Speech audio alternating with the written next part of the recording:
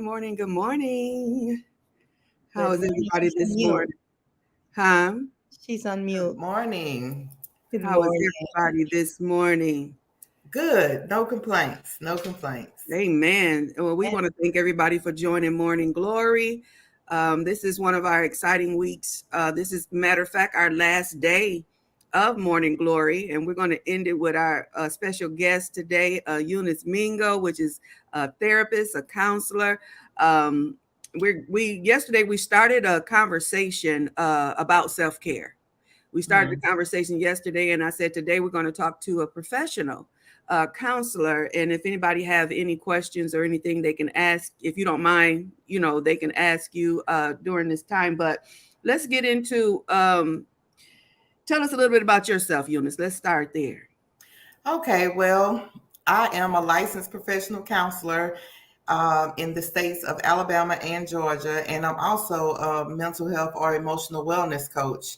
So, being a mental health and emotional wellness coach mm, allows me to practice, well, not, I won't say practice, but it allows me to help people with various solution focused goals as related to their mental health and emotional wellness um, across state lines, because of course my license to do therapy restricts me to only the states that I'm licensed in.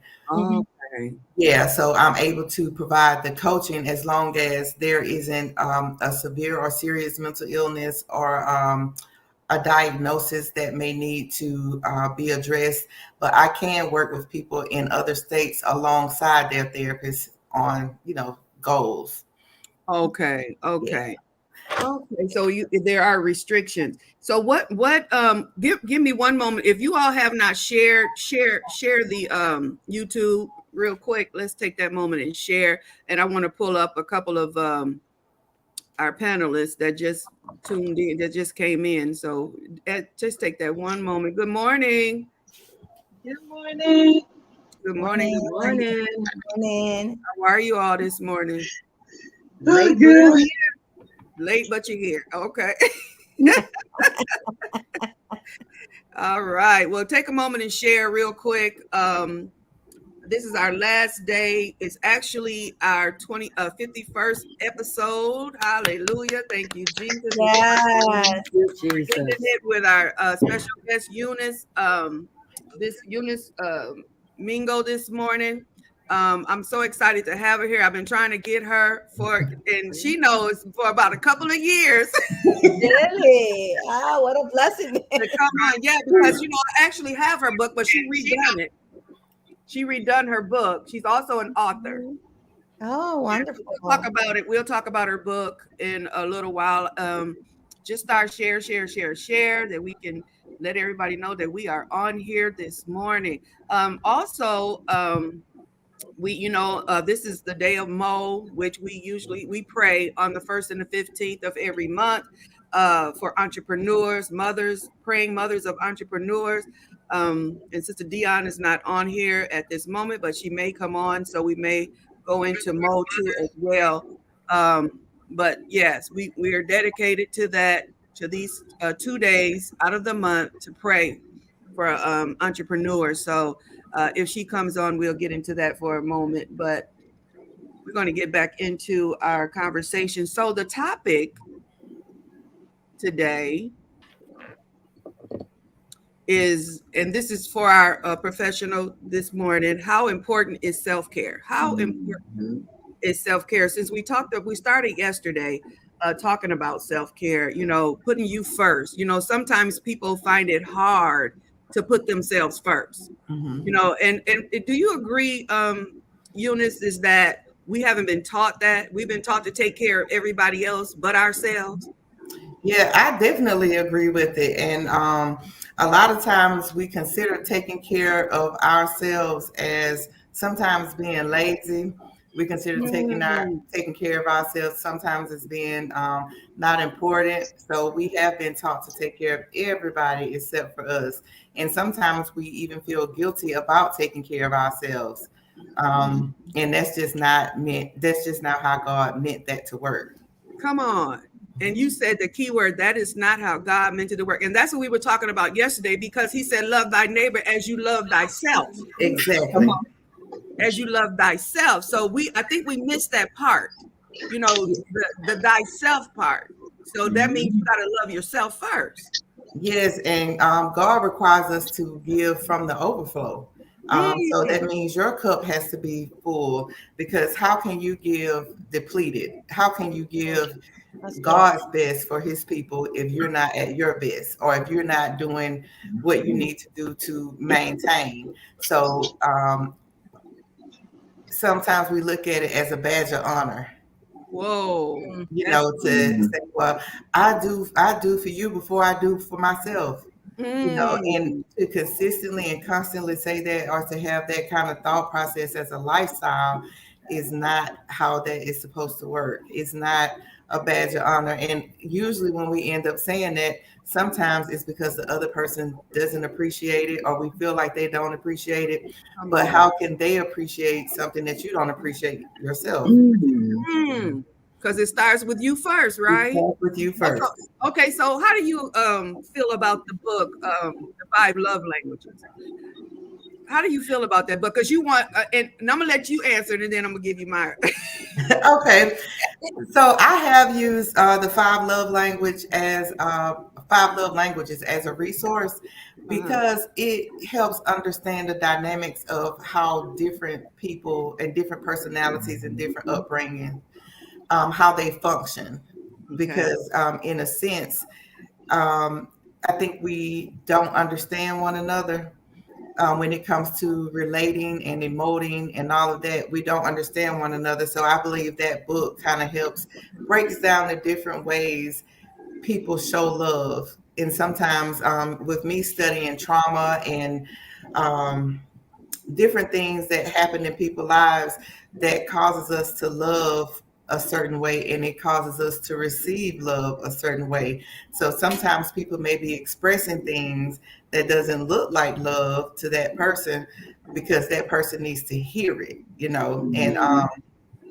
if that person doesn't hear it, then to them that can mean, you don't love me. But if the other person is showing it by, giving gifts or something like that, then they could feel like you are not appreciative, because, it's like, okay, I'm giving you everything that I have. But, I often say, if you are a person that likes to give gifts, you giving the gift and saying, I love you at the same time you giving the gift can help that person. And that helps bridge gaps and kind of helps people understand what the other person is experiencing. Now, can we look at that as two sides? Do you believe that it works effectively if you don't love yourself? Do you think that works effectively if you don't love yourself? Or are we catering to people's emotions and feelings when we do that? Yeah. Well, in a sense, so for me, I think it's more of an understanding of the various ways to express love where another person can understand it. But again, you can't give what you don't have. So I get what you're saying. Yeah, you can't give what you don't have. So you're catering to a person's, you can't be catering to a person's emotions if you're not in tune with your own.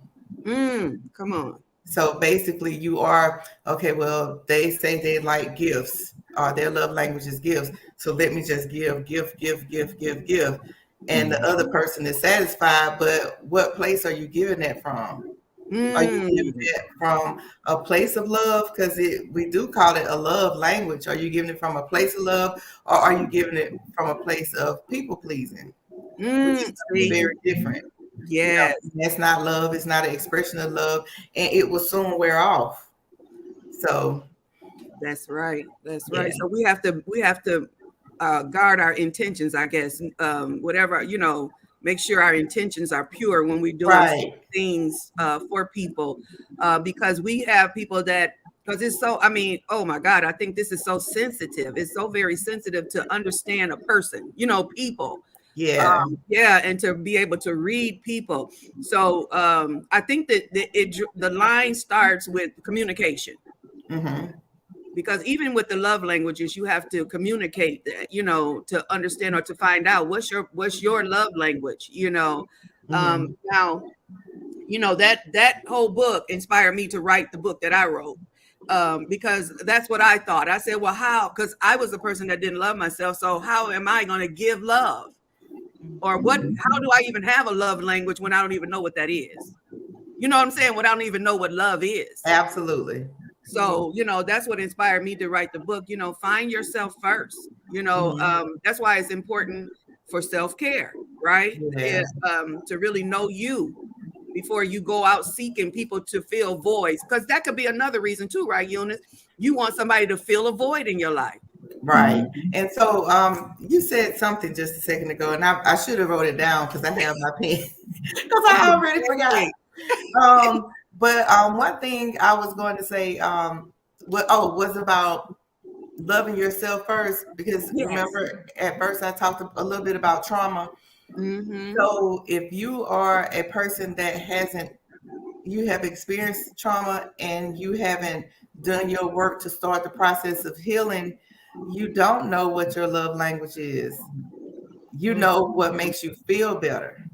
Come on. And what makes you feel better is not necessarily your love language. It's almost like a Band-Aid or a pacifier, and so when that feeling runs out from when you get the pacifier, sooner or later you're gonna need a bottle. You're gonna need something. So you have to take care of the need, and the need is healing, from your trauma. Just like the need is to feed your hunger, not put a pacifier. Pacifier works sometimes when you're not hungry, but when you're hungry, you need food. Come on. That's Yeah. true. So you have to know what your food is. You have to give yourself what you need in order for you to be able to give other people what they need. Now, I agree with you 100%. Have you had clients that come to you and you had to really express that to them? You found that was the issue? Yes. And sometimes we have to go back because they think it's the other person. And I'm like, sometimes it's a direct relationship to what they experienced in the past. And even if it isn't trauma, if they never experienced the expression of love from anybody, which to me, I do consider that a trauma, because that is a need that we have. So if you've never experienced that, then you don't know how to give it. And you don't understand how a person that has come up in a loving, nurturing environment, you don't understand what their needs are and why they need what they need. So because you're not in tune with yourself. And sometimes it's by no fault of your own, but it's just what it is. So you have to do your own work. And usually in that case, I say, okay, let's go back and let's do some individual work. Because this is not a them problem. This is not a y'all problem. This is a you problem. Yes. Yeah. Yes. That is so very important. Wow, that's good. That is really good, because you know what? We have to have different outlooks, and I think that's how we help people.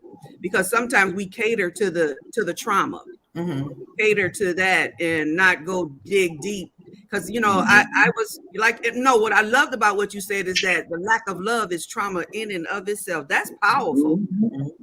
That is powerful. Why? Because God is love. If we don't have that, because everything I believe that God created desires to be loved, because that's who He is, and it's been distorted. So now we're dealing with a lot of broken people. And some people, Eunice, do you believe that a lot of people really understand that they're broken, or they're just normalizing their behavior because that's what they've been used to?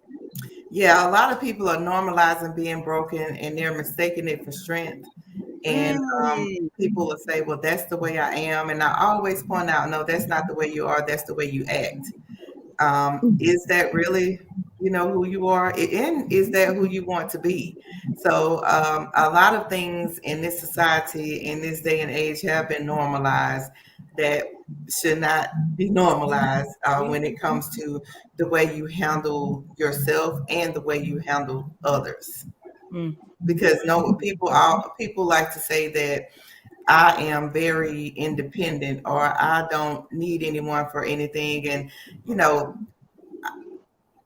I was going to say that sounds good, but it doesn't even sound good. It It doesn't does. even sound good. It is definitely not. It's definitely not healthy. It's definitely so. If you have that attitude, that comes from trauma. That's a direct relationship to trauma. And if you have that type of attitude that you don't need anybody, that means you have no value in relationship. You see no value in other people, which tells me that you really don't see any value of yourself, because the value that you think you have is not really value. It's like a bunch of safeguards that you've put around yourself, and you've tricked yourself into thinking that you don't need anyone. And we weren't made to live like that. That's right. You know what? I found out that I had created a defense mechanism Mm-hmm.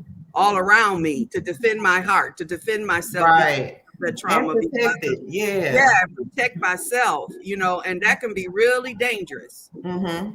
and damaging, and especially to another partner, right? Because they don't know it's there. They don't Yeah. know it's there, but I know it's there, and I'm constantly, I done made a contract with myself, so to protect myself. But let me ask you something too. Okay, let me put up Sister Dion, since we had a little pause. Good morning. Good morning. Good morning. Good morning. Let me ask you this question real quick too: is what inspired you to be a counselor? Ooh. Well, it was, I can say it wasn't me. I can say it was it was definitely God. Because I wanted to be an attorney. Okay. Yeah, and so I was interning at our local courthouse, and I said, "Well, I'm gonna." As I was preparing to go to law school, I said, "Well, I'm gonna come home after I graduated from the Alabama State University." um, I came home to Mobile, and I worked a little bit, and like I said, I was working at the courthouse. And so I said, well, I'm going to work enough to get me a car, and then I'm going to go back to Montgomery to go to law school. And so during that time, I was applying to law school and taking the LSAT, and I was working for a judge. And she and I had a conversation about me getting my master's degree, working on my master's degree while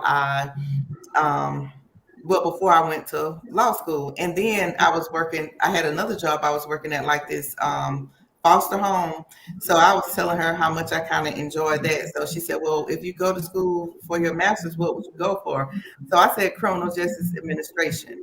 And I had a bachelor's degree in criminal justice. And she said, well, why not get something that's going to complement that degree? And I said, like what? And she said, have you thought about counseling, since you enjoy working, at the foster care agency? And I was like, So I looked up the counseling program here, and needless to say, I have not been to law school.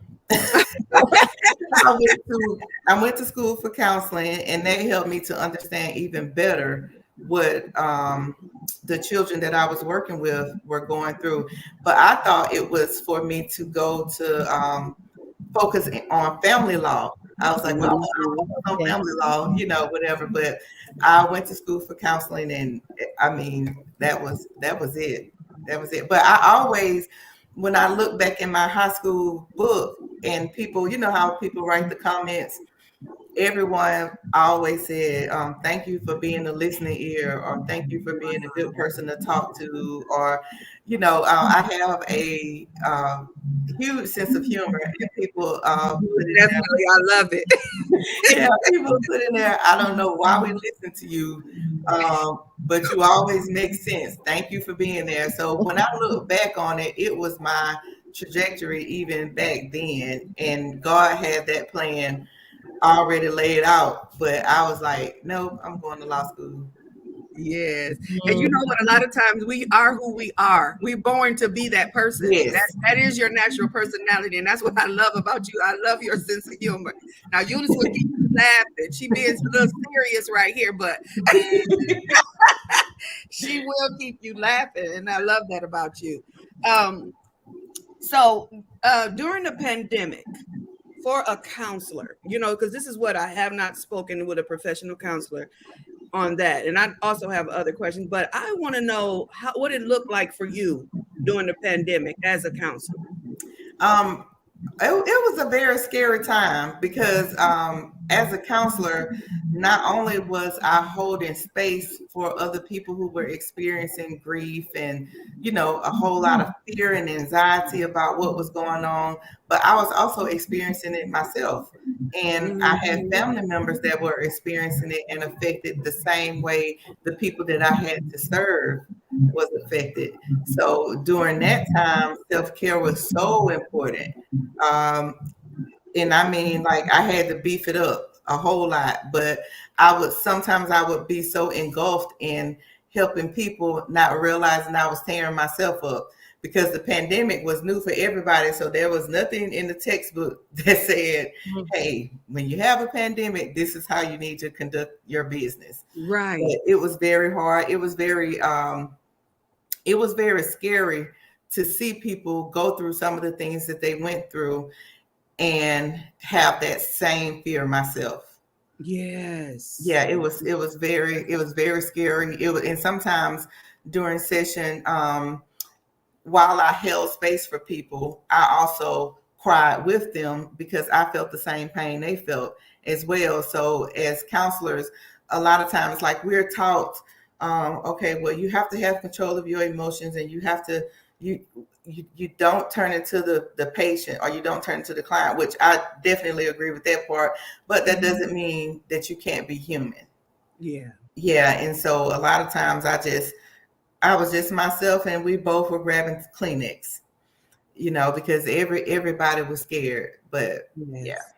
it required a delicate balance of prayer, rest and work, and just being present for my family and also being careful.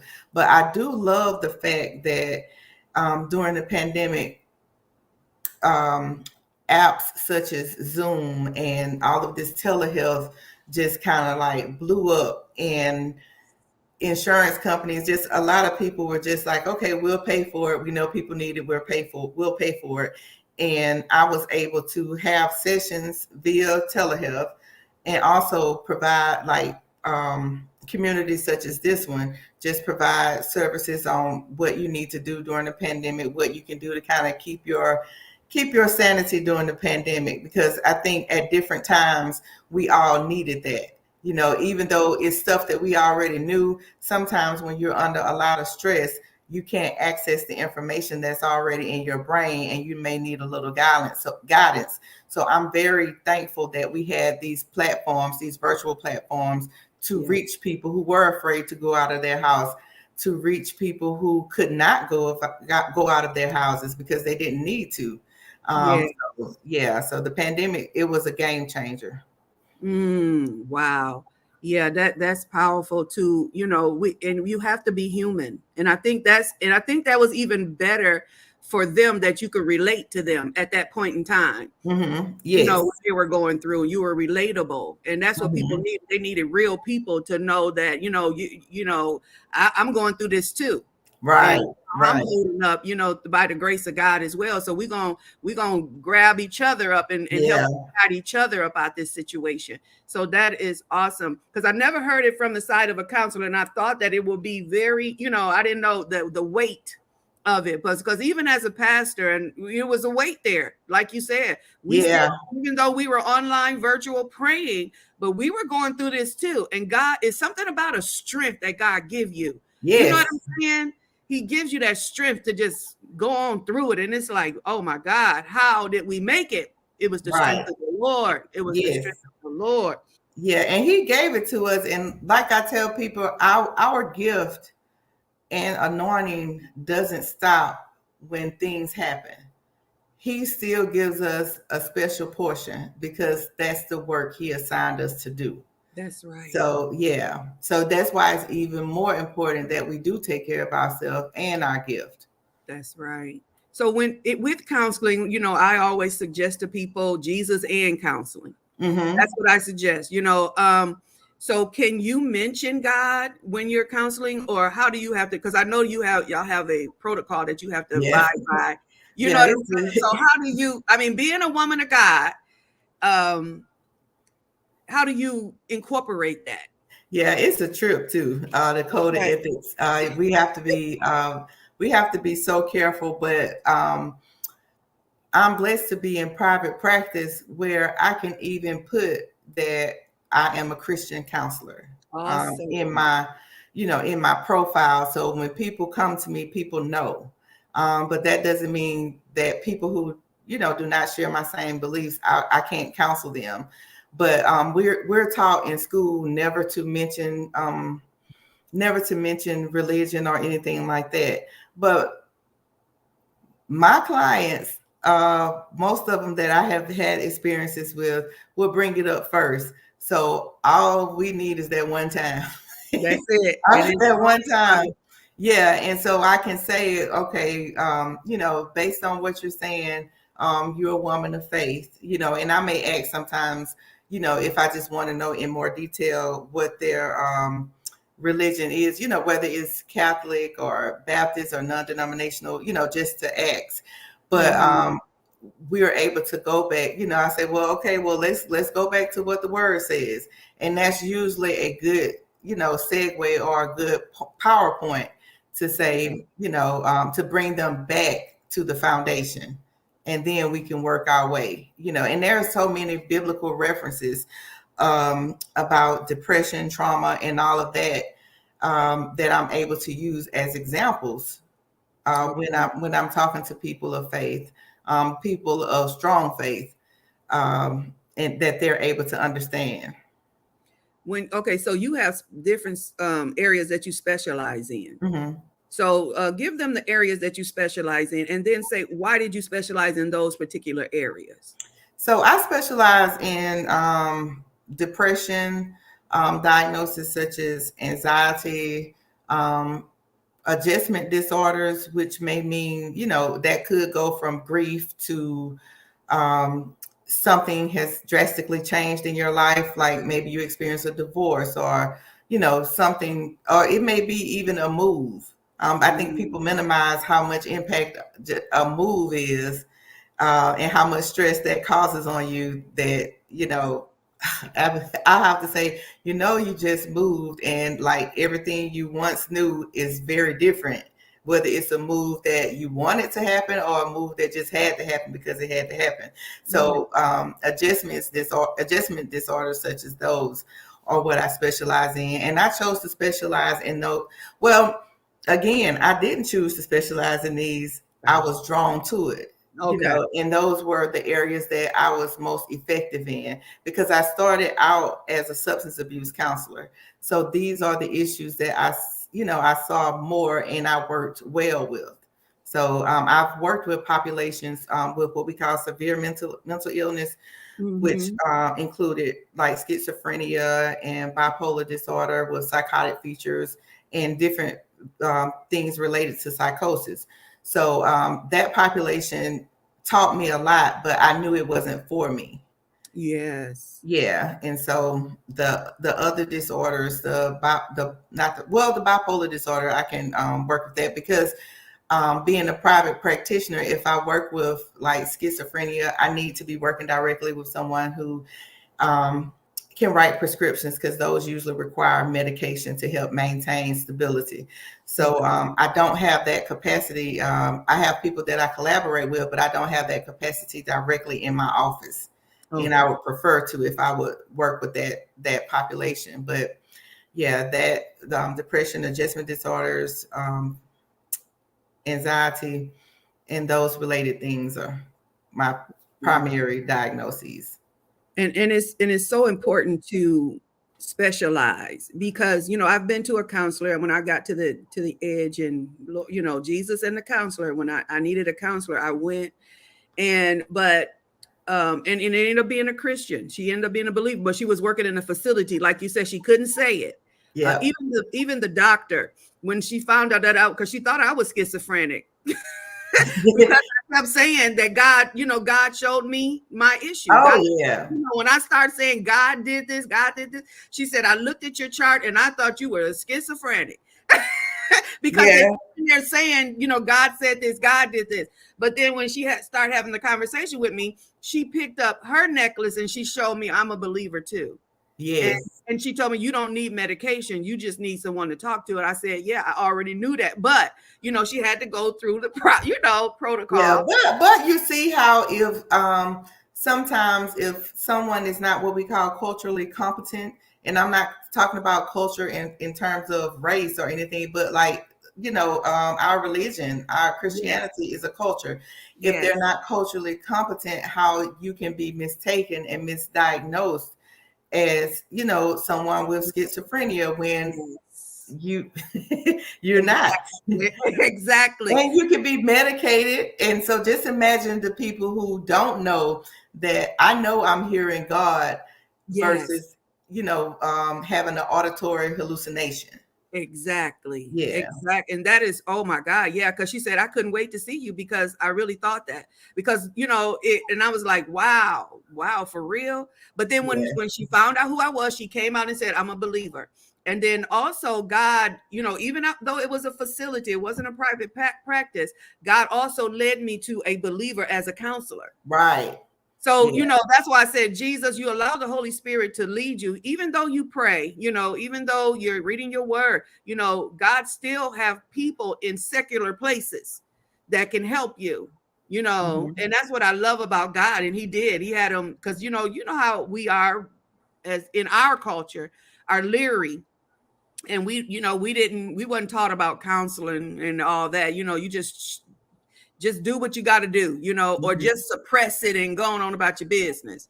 And so even in those years, suppressing affected me, just Mhm. even the suppression part. So that self-care, I probably, like you said, everybody probably defines self-care differently. So when we say self-care, what does that look like? Not going shopping, is that self-care? You know how people say, I'm just going to go and I'm going to go to the spa, but you ain't dealing with this. Yeah. And so I always tell people that can be a form of self-care if that is what you need. Keyword need, if that is what you Right. need to take care of yourself. Yes. But sometimes it can also be an addiction. Shopping can be an addiction. So it's making you feel good, but is it helping you? Or is Yes. it feeding, an area that you may need to look at? But I want to speak to something that you said about suppression. Suppression is one of the biggest problems that I see among people. And people don't realize that when you suppress things, even if it's something that you may deem as something simple, like maybe an attraction to someone and you're married, you can have an attraction to someone else. It's what you do with those thoughts and that action. So, but when you suppress it, and then it happens again, and then you suppress it again, and then it happens again, and then you suppress it again, then that means that's something that you're not addressing, Mhm. so you need to address it. You need to not necessarily address it, but you need to acknowledge it. You need Yes. to acknowledge it and let it go, because the more you suppress it, it's almost like putting stuff under a rug. You keep putting stuff under a rug, and before you know it, it's this big hunk of stuff in your rug, and Yes. it becomes a problem. And it may have been a bunch of little things, but it becomes a problem because you keep suppressing and you keep stuffing it.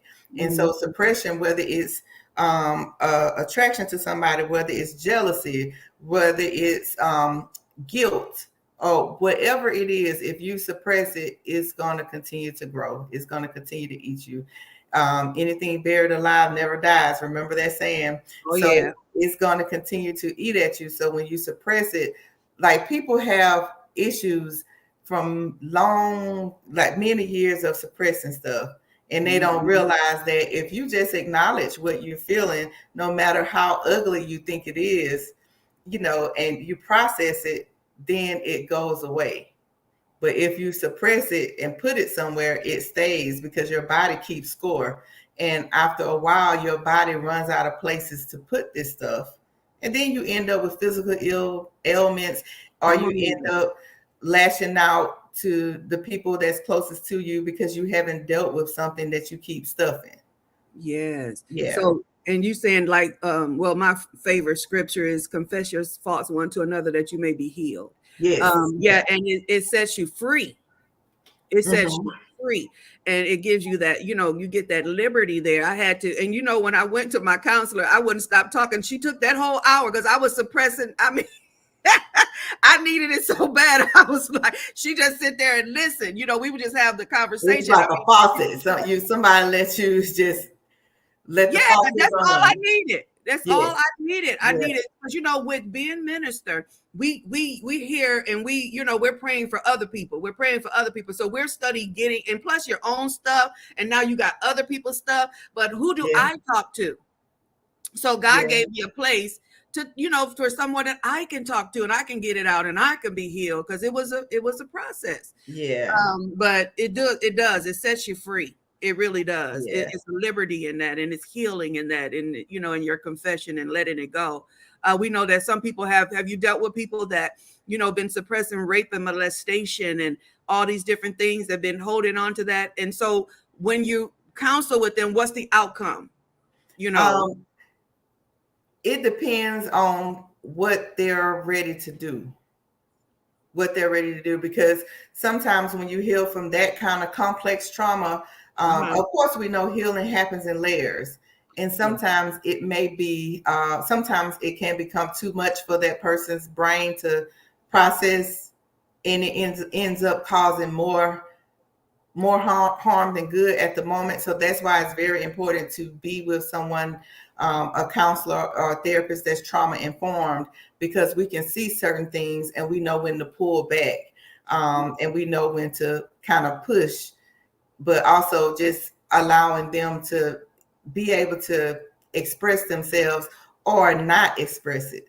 Because Got sometimes you you. can be healed, or you can start your healing process without talking about the trauma first. And a lot of people think that, oh, you just have to talk about it. You just have to talk about it. But if talking about it is going to re-traumatize you to the point where you can't get to the next phase of healing, then you don't need to talk about it. Sometimes the best thing you could do is focus on what we call the here and now. You can focus on today. So I may focus sometimes on, depending on the client, what has this trauma affected? How is this trauma affecting me now, versus tell me the story of your trauma. Got you. Oh, that's Yeah. good. Yeah. So if the trauma is coming out in ways where you're, like you said, being very guarded around people. So we may work on some things like trusting, trusting other people, but first trusting yourself. We may look at some reasons why you don't trust people. And sometimes that's not directly related to that initial trauma. It may be related to a bunch of other things. So we end up, sometimes we end up working our way backwards, but you don't have to talk about the trauma all the time, not the actual trauma in detail, because every time you talk about it, you're reliving it in a sense. And sometimes your brain can't handle reliving it. So, but I have seen a lot of great success in trauma focused care, trauma informed care, and helping people move from one phase of life to the next phase, and being able to identify what you would like your life to look like, and having the end in mind, and then working on the steps to get there. And, there are a lot of successes in that. That is good. See, that's why you need counseling. That's Yeah. why, because if you don't have that, we'll probably be pushing people to do things, that they're not, and took them right off the edge. Yeah, and that's why I try to do a lot of training with pastoral staff and ministers, because they have a lot of misunderstanding, but it's because they hadn't done a lot of schooling in the area of trauma. Now they have done some in the area of counseling and pastoral counseling, but just trauma focused care and knowing what signals to look for when you may be, you may not even be pushing hard, because a person may not even be talking about their trauma, but they're thinking about it. When you think what you think about, you're reacting to. So you may not know what they're thinking about, but you see their actions are a little off, or you see their, anxiety increasing. Like they may even start sweating, the shaking of the legs, maybe excessive blinking, just becoming kind of fidgety and uncomfortable. So those kind of signals let us know to just kind of pull back. And I admire the church because they are beginning to reach out and partner with counselors, and they are beginning to say, hey, can you come train us on what to look for, so we'll know when we need to refer to you. Because I have, I used to do, well, I still do it, but I kind of had to take a break from it because it began to be too much. But what we call critical incident debriefing. So I dealt with a lot of things that happened like an accident that may have happened at a chemical plant or a company, or a death of an employee, something that was really critical that impacted the function of that place of employment. And in addition to that, as that type of counselor, I worked a lot of murder-suicide situations. So talking to employees that have been affected by these things, I learned that a lot of people were going to counseling, or they were going to their pastor for counseling. And so it was, okay, well, you need to keep praying, or you're not praying hard enough, or something like that. And it really makes people think that they are not praying hard enough, or God doesn't love them, or they don't have a strong relationship with God, because God is not hearing their prayer, because they're still hearing the voices telling them to do things, or they're still seeing things that other people don't see. And it's not that you're not praying enough, it's that you may have, an imbalance that requires medication to keep you balanced. And I'm glad that pastors are learning that, hey, these things are actually happening, and you need to refer to a professional, because along with prayer, along with Jesus, they may need a little prescription. Come on. Yes. And there's nothing wrong with that. There's nothing wrong with that, because most of the time people self-medicate anyway.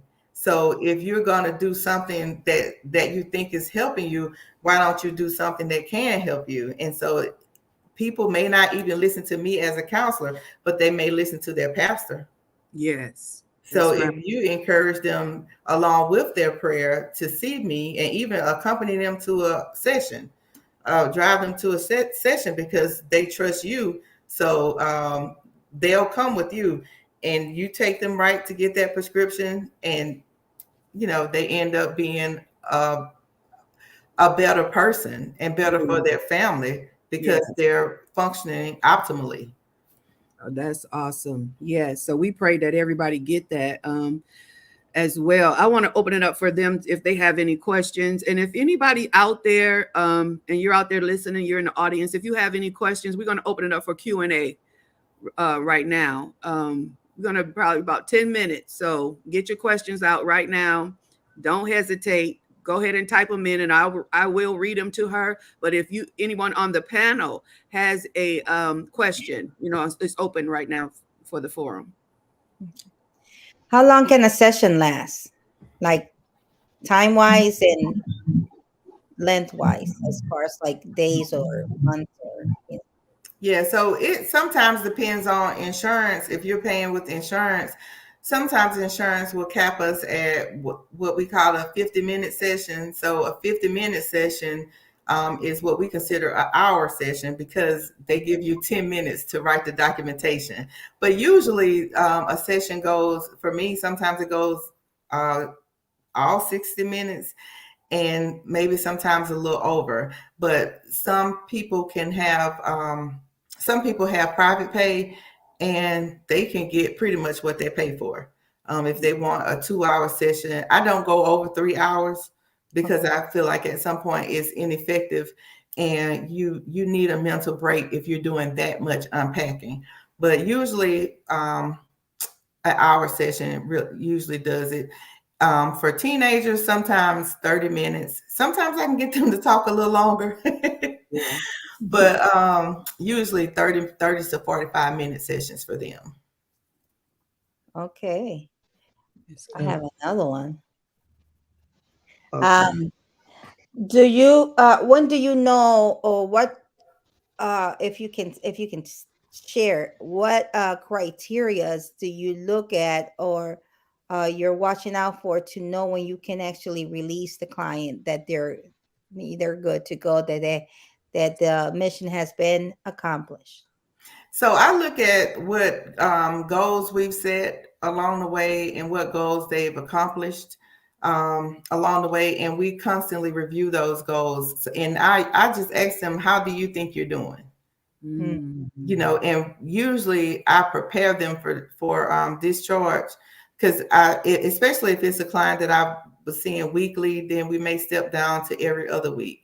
Then we may step down to, once a month, and then as needed. But there's a conversation along the way about goals, about where they see themselves from when they first started, and where I see them, when they first started. And it determines if they're going to be discharged or just seen as needed, on an as needed basis. Because sometimes people come like a oil change; they just come for maintenance, just to make sure they're on the right track, or maybe something new has arisen. Maybe they may have experienced a death or a loss of a job or something, and then they end up entering counseling again. But it may not be as extensive if they've accomplished those main goals.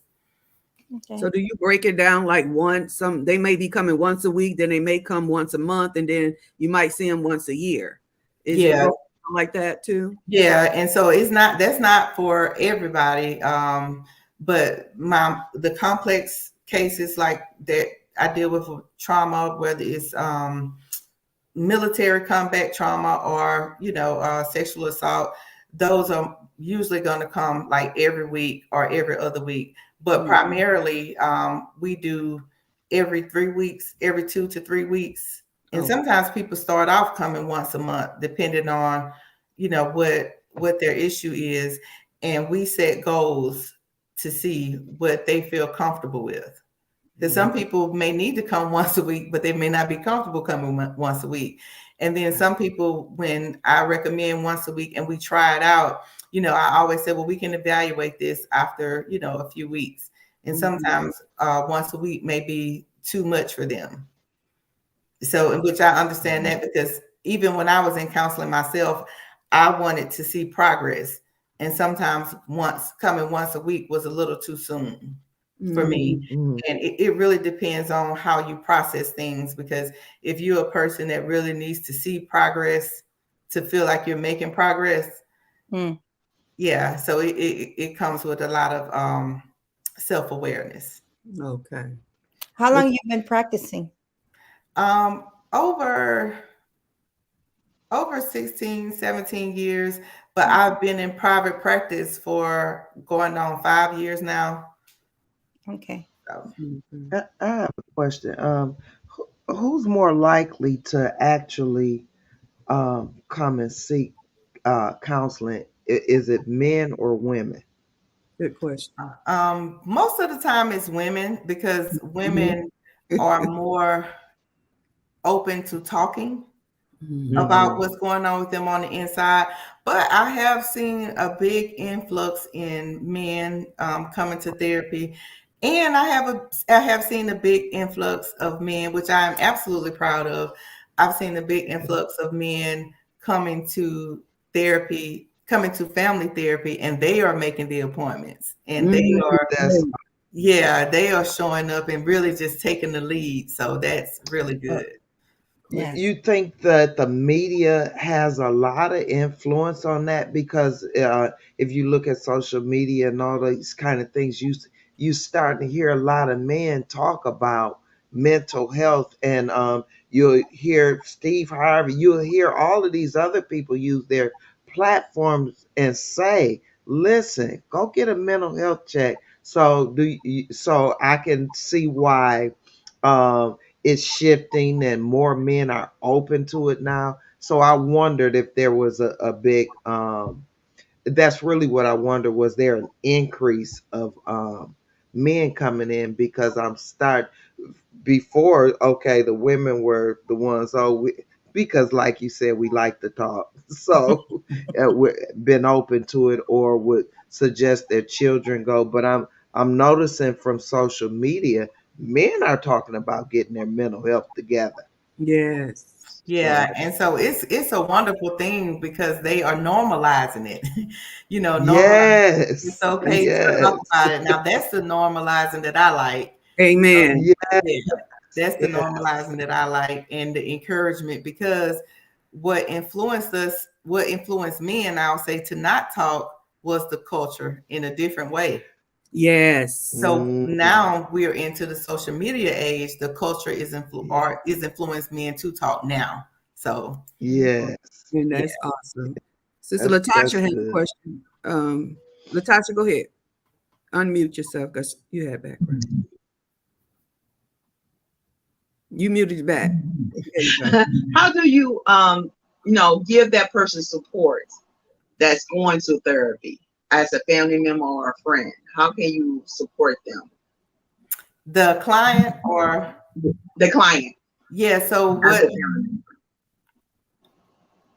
so how do I support the Are you family? saying how the family would support Family has to, How yes, us the community the support our community would support that person? Yes. yes. Oh, how can the community support that person? Or a Okay. family yeah members or a family member. Yeah, so by asking them how are your sessions going, or how are you liking your sessions, or is there anything that I can help you with, or is there anything that we could talk about? Because sometimes people who are in therapy just really need to know that they have people in their corner, and because you want to start like a tree. I don't know if y'all have ever worked jobs where we in Alabama, and so we have a lot of hurricanes. So when I worked different jobs, we had a tree that this person calls this person when we don't need to come to work. This was before they flashed everything on social media and all this kind of stuff. But we had a tree where we had to call this person, and this person was assigned to call this group. And so I feel like the more trees we set up in the community as far as supporting a person that is going to therapy and receiving mental health treatment, the more people that we have, the more options people see when therapists or psychiatrists or whomever are not available, because it's not guaranteed that they will always get an appointment with me or their therapist. So they need to know that they have other support systems to come to. And yes, I hear so many people saying that I have family members saying, well, you don't need to go to no counseling, or you don't need any counseling, when they've opened up about going to counseling. And that breaks my heart. Yeah. It breaks my heart. So what does that do? That causes that person to kind of close in again, and they don't share anything because it's not safe. So what we want to do is have a tree of safe spaces. Let your trees be safe spaces. And remember, the trees have branches. The branches can reach out. So, be a safe space. And for a lot of my clients, I give homework or I give reading assignments. Now they don't get a grade on them because you can't fill them. But I give assignments, and I tell them sometimes engage with someone that you trust that can give you feedback on some things that you may need to work on. Because if you show up in my office, the only thing I can treat is what you tell me is your problem. I don't have the insight from your family members' experience of you, your coworkers' experience of you. So sometimes I may assign homework to say, okay, well, if you have a good trusting relationship with your mom, or if you trust your spouse enough not to hurt you in this delicate moment, to give you feedback to give me, then that would be helpful, because I want to know how they view you. Because sometimes we really don't have insight into how we affect the people around us, or we don't have insight about what they're seeing, what they may see, we need help with. So yeah. So it's good to have accountability partners. Yeah, it's very good to have accountability partner. Well, we're getting ready to close out, but I want you to talk about, above all, guard your edges. And also she's an author, so give us a little bit on the book. Tell them how to get the book, tell them how they can get in touch with you, and release your information before we close out. We got 4 minutes, but I'm gonna put the book up here. You can go ahead and tell us about that. Okay, so above all, guard your edges. That is what we call the guided journal, but also known as a workbook. So what this does, what this book does, it has different what we call journal prompts or therapeutic assignments that I would assign while we're in session based on different things. It has things in there about addressing your feelings, boundaries, and it helps you kind of work out your own specific things and different scenarios. So above all, guard your edges came about because we always talk about we losing our edges or getting our edges snatched. So, so we lose hair sometimes when we're stressed out. So this book was made to help people reduce stress and keep their edges intact. So it's on Amazon.com. And what else you told me to add? I forgot. Just let them know how they can get in touch with you too as well. Because we're getting ready to close out. We got 3 minutes. How they can get in touch with you. Also, you can, like she said, you can order her book. So, she's licensed in Alabama. So, but you can order her book. I have her book and she redone this. This is the first version that she had, but she's redone it. But order her book. And then, this is a guide. This is a guide to help you, when you can't reach to counseling. There is self-care, things that you can do for yourself. So this is a book that you can use for yourself to help guide you when you can't get to a counselor, or even in the midst of you seeing your counselor, you need to write it down. I believe in confessional journals, so she made this journal. And it's all in here that'll help and guide you. So also, Eunice, give them how information on how they can get in touch with you, follow you on Facebook, Instagram, and whatever social media outlet that you're on. So on Facebook, you can find me at Eunice Mingo. I have a nonprofit foundation. It's also called Mingo's Matters Foundation, and that's mingomatters.org. I also my website is ecmcounseling.com or eunicemingo.com. And on my website, my contact information is on there. You can email me or you can call the office and leave a message for me and I will get back with you. And also the link to her book, want quick access, is on the YouTube description. So all you got to do is hit the link and then you can go straight to order the book. God bless you, Eunice. We got to go. But listen, thank you for, coming on and sharing with us. And we would like to have you on in the future too. Okay. Yes, I will. I'm not scared anymore. So. Okay. I know. Go ahead and admit it. See what I'm saying? Because she was scared. I didn't want to say it, y'all. But she said it. She has overcome the fear. And thank God for that. Thank God for that. Thank you for coming. God bless you. I love you, Eunice. Thank you. Love you too. Talk soon. All right. Okay. All right. Bye-bye. Bye-bye. Thank you for joining.